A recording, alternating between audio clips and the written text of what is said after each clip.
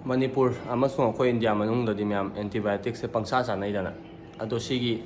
pangsa chabagi ko haidi fajana keno tawdabida pangsa chaba sigi side effects se kyam thi sathi haibadu dui matang na khatang chansi ko. Hello myam, myam nungai biri ko ado myam ngasigi video sidi hajiki antibiotic resistance haji myam si kyam thi sathi haibasi matang su wari chanasi ko ado myam haidi aham da khoina normally chanari ba antibiotic haji myam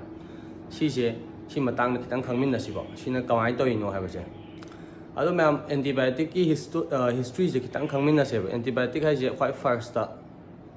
haji ki Alexander Fleming haiba scientist ko amasung pharmacologist sina puthokibane ba ado su soidana puthokpane ba means soidana haibadi mana haji ki fungus am leiba sigi penicillium hai je sigi fungus si matang na thigat yengba kanda ko sigi fungus ki surroundings haidi matai sida bacteria se amta hingam daba dai mana hajiki fungus sida ki thoiba magi kaino se hajiki magi extract se mana penicillin kauraga first haidi sumaina antibiotic sem gimneba adagi World War II matang asina yam thina help tawgre ko ma se Nobel Prize to phangeba Alexander Fleming se duna ado mana di hairamme sigi penicillin haidi hajiki khogi sigi bacteria haibse si yam thina singi si evolve torokani khara lega penicillin se chana roina hairameba aduga tawna adum resistant laeba mayam resistant ai jaduneba samna haibada khoina antibiotics ama se ko phajana proper doctor amada moina course tharak pado haidi 3 days pu chaw 4 days chaw haidi course tharak pai mai course to mayam full phajana cha da bida mayam antibiotics ama eta lobiraga ngahak lok thunge oiro khong ha me oiro koksik poiro anything the antibiotics se paksa chanaiba ado haidi myam na antibiotics se ama lobirega do main chare hairo ko ado myam chara loira matungda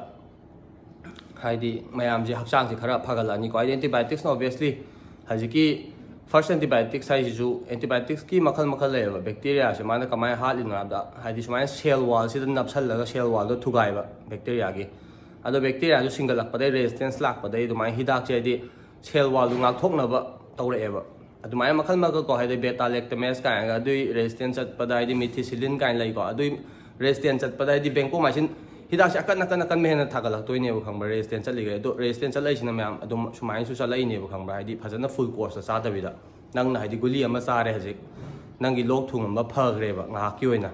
haidi antibiotic ki effect tu na bacteria myam do khara ha le khara nam gre ko aduga phagal e bak sang je khara phagalak pasida myam haidi nang na khali sina hai hakchang je fare course su dra su yare khan leba course su dan cha hoba kan da myam kamai tawni bacteria ama ani bau lem hobodo moi amuk multiply tor pa di moi khangre ba hana o sina laga kaino torom bani ne halam bani ne duna mathang da di si da ke changdana ba akoi kainom sem char si ha ga ma ji evolve tor ani ba bacteria se su bacteria se evolve tor pa di myam kamai taw ra kan da nang mathang da du gi sem hidak to tha ba sanga roi ba bacteria da audi nang hidak akan ba mong thara ani ba khangbra adu akan ba tharak pai su paisa ne ba takhalak to je sumain tor ga hidak asi yamna lei ba sonte ko akan ba se haidi khara lei ko adubu sumain tor resistance myam sum resistant oira di pithribi gi khwai da gi kan ba antibiotics thara ba nang changa roi ba adu di nang se just only lok thung ba da ba treatment later dan si do ne myam ana myam su kitang asi di khangbira mani khanjai ko si haidi adu myam khangbam su thoe ko antibiotics sa ba khot pa antibiotics sa ba se thajana precaution lorga sa bi amasung mai dose to complete taw thok pi over khangma na traditional na bacteria khara le hobu na mu multiply tor aga evolve oira kan da di nangna charami bi dak tom changa roiba aduna myam su katang knowledge phangsaram ni khanjai adu myam video sei swai da dum doi sanjare ko mathangi video dai amuk thengnarasi follow taw da ba su toksan biramo bye